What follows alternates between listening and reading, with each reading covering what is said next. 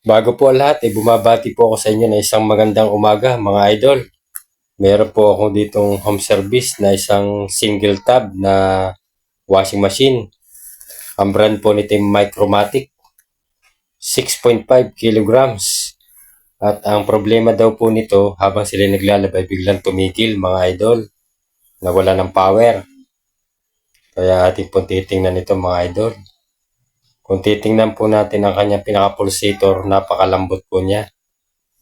Kaya ako po ay pupunta po dito sa likod po nito at aking bubuksan po ang takip nito. 2 tornilyo po ito mga idol, para makita po natin kung anong problema.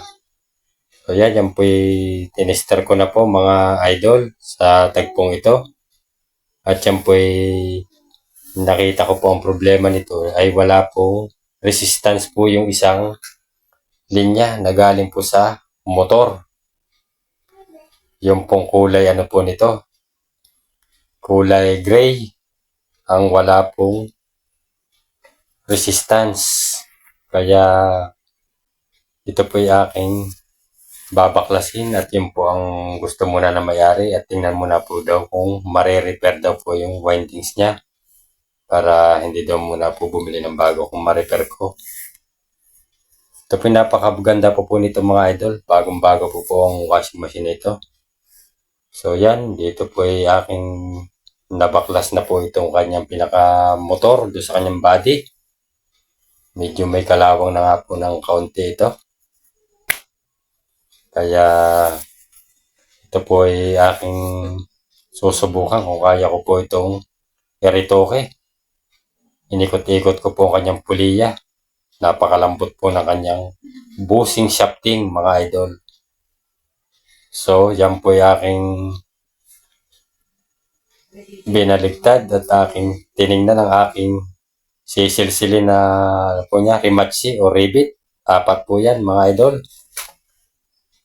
Pati ito po kanyang puliya, kakalasin ko po ito para akin po itong makita ang windings. Ito na po, nabaklas ko na po. Ito na windings po niya. Hinahanap ko po ang kanyang nag-umido dito. Ayan, binaligtad ko po ito. Wala pa rin akong makita. Kaya ito po yung aking tatanggalin ang pinakatali nito. Aking lilinisin ito para makita ang nag-uumido nito mga idol. So yan, pagkatanggal ko po ng tali, bumungat na nga po agad po itong mga naputol niya na windings. Ang dami palang putol ito mga idol. Tapos ito, may napansin pa kung nito, sunog po ang kanyang windings. Matindi talaga ang tama nitong windings na ito mga idol. Ito po sa ito, hindi ko po kaya po itong i-retoke. Kaya sasuggest po sa may-ari. So yan mga idol, ito po yung aking sinubukan pong baklasin niya kanina. Kaso nga lang po marami ng putol siya ang kanyang pinaka-windings kasi aluminum po ang ginamit dito sa windings niya. Kaya napagkasunduan po namin palitan na po ng bagong motor. Ito po ipapalit ko. Binilhan na po namin. Sa pagpapalit po nito mga idol, ito po yung ating, yung ganito po, ililipat po dito yan. Nailipat ko na po yung dalawa niya dito. Ililipat po ito. Yan, dito. Yan. Yan po lalagyan mga idol. Tapos kakabit na po natin dito. Ayan. Balikan ko po kayo. Akin tutornilyohan lang po yan. Balikan ko po kayo mga idol. Akin pong sinukat ito doon sa kanyang pinaka body. Tinornilyohan ko po, kaso ang problema ng replacement po ay mahaba ang shafting niya. Kaya ito po yung aking puputulan po. Tapos aking gagatlaan po dito. Aking pong igagrinder yan mga idol. Medyo maiksi po yung kanyang isa kaysa dito.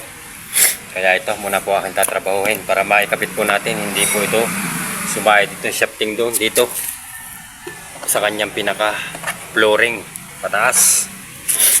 Puputulin ko muna po ito at lalagyan ko ito ng gatla mga idol. Diyan muna po kayo. So, dito po ay aking tornilyo na po yung motor niya sa body. Na putol ko na po ang shafting niya, no? Ito po yung aking pinutol na shafting nito. Tapos, nilagyan ko rin po yan ng pinaka-gatla po yan. Ginrender ko po yan para pagka inilagay po yung kanyang puliya ay matornilyohan po natin ng ayos at maging fit siya at hindi po siya matanggal. Ayos na ayos po yan mga idol. So, dito po yan na, finished product na po yan. Naayos ko na po ang kanyang mga wirings, naibalik ko na po ng ayos. Kung titingnan po natin, yan po ay success po yung pagkakaputol ko dahil tapat na tapat po yung puliya sa kanyang gearcase. Yan po yung ating pa-final testing na po mga idol. Pipihitin ko po ang wash timer. Pero hindi po siya umikot ang pulsator dahil nabunot po ang aking extension po sa loob na may-ari. Yun, sinaksak po kaya umikot na siya. Ayan po, forward. Tapos, hintayin po natin mag-reverse. Ayan po. So, yan po ay success na po ang ating home service sa araw na ito mga idol. Hanggang dito na lang po. At kung nagustuhan niyo po ang aking binahagi sa inyo, baka pwede pong hilingin ko po ang inyong pag-like, pag-subscribe, at pakipindot na rin po ng notification bell at ilagay po sa all para lagi po kayong updated sa mga bago ko pong i-upload na video. Maraming salamat po mga idol, mga brother, Lods. God bless po sa ating lahat at ingat po tayong lahat sa pang-araw-araw nating hanap buhay. Bye-bye na po mga idol.